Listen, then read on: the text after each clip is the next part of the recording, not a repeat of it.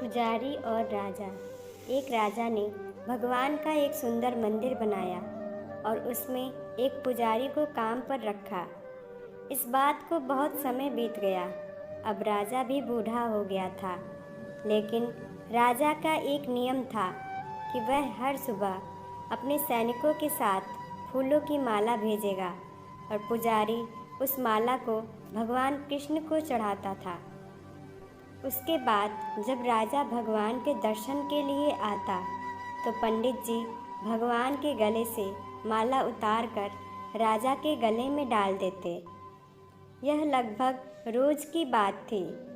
पुजारी बूढ़ा हो रहा था और राजा भी बूढ़ा हो रहा था। एक दिन राजा की तबीयत खराब होने पर राजा ने सिपाही के हाथों पुष्पमाला भेजी और सिपाहियों से कहा कि पंडित जी को कह देना कि आज हमारी तबीयत ठीक नहीं है, आज हमारा इंतज़ार ना करें क्योंकि हम आज नहीं आ पाएंगे। फिर सिपाही ने जाकर पुजारी को पुष्पमाला दी और पंडित जी को सारी बात कह बताई। पंडित जी ने श्री कृष्ण को पुष्पमाला अर्पित की तो पंडित जी ने सोचा कि इतने वर्ष हो गए, भगवान का यह हार हमेशा राजाओं ने पहना है, लेकिन मैंने खुद आज तक इसे कभी नहीं पहना है। तो आज इतने वर्षों के बाद मुझे भगवान के इस हार को धारण करने का अवसर मिला है। यह निश्चित रूप से भगवान की इच्छा है, इसलिए यह परंपरा थी कि भगवान के उस हार को कैसे छोड़ देंगे। इसलिए इस बार पंडित जी ने वह हार अपने गले में डाल दिया। तभी सिपाही दौड़ता हुआ आया और बोला कि राजा साहब मंदिर आ रहे हैं क्योंकि वहाँ महाराज की तबीयत ठीक नहीं है। आप सारी तैयारी करके रखें। इतने सालों से चली आ रही परंपरा को राजा तोड़ना नहीं चाहता था, इसलिए वह मंदिर आने लगा। पंडित जी ने तुरंत गले से हार उतारकर भगवान को अर्पण कर दिया। पंडित जी ने क्या भूल की समझ नहीं आया। पंडित जी ने सोचा कि यदि राजा को पता चल गया तो वे उसे दंड देंगे। अब जब राजा आया तो प्रतिदिन की भांति पंडित जी ने भगवान के गले से हार उतारकर राजा को पहना दिया, लेकिन राजा की नज़र माला पर पड़ी। माला पर सफ़ेद बाल गिरे हुए थे और उन्होंने महसूस किया कि सफ़ेद बाल पुजारी के हैं। राजा ने पुजारी से पूछा कि क्या तुमने यह माला पहनी थी? सफ़ेद बाल कहाँ से आए? तो पंडित जी डर गए। डर के मारे कहा कि यह सफ़ेद बाल श्री कृष्ण का है, भगवान का है। राजा को गुस्सा आया कि पंडित ने धोखा दिया और ऊपर से झूठ बोल रहे हैं, और उन्होंने पूछा कि कृष्ण के बाल कब सफ़ेद हुए। ठीक है, कोई नहीं, मैं कल सुबह के समय आऊँगा, फिर देखूँगा श्री कृष्ण के बाल सफ़ेद हुए हैं या नहीं। और यह याद रखना पंडित, अगर बाल सफ़ेद नहीं काले हुए तो इस फरेब के लिए तुम्हें फांसी पर लटका दिया जाएगा।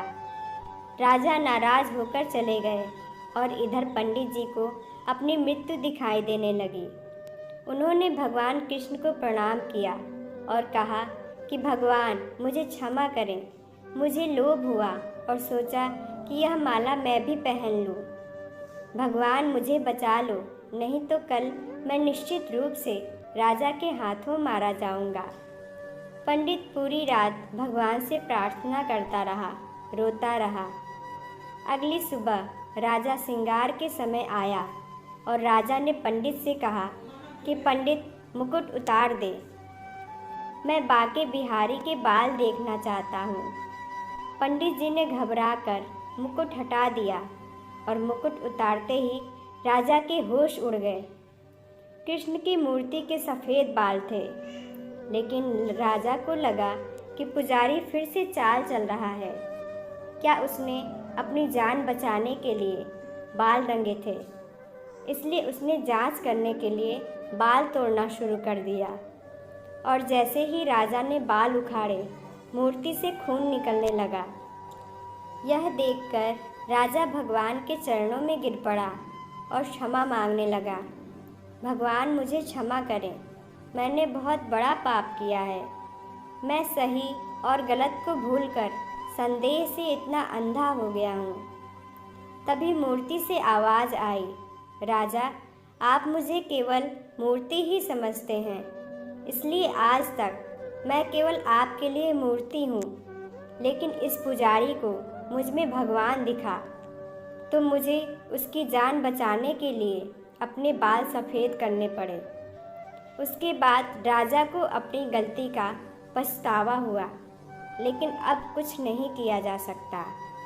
इसलिए कहा जाता है कि पत्थर में भी खुदा होता है।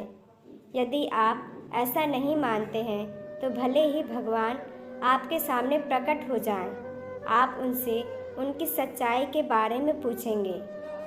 यदि आप वास्तव में ईश्वर को देखना चाहते हैं तो आपको केवल महसूस करना है। परमेश्वर पर बिना शर्त विश्वास रखें और बिना किसी रुकावट के अपना काम करते रहें।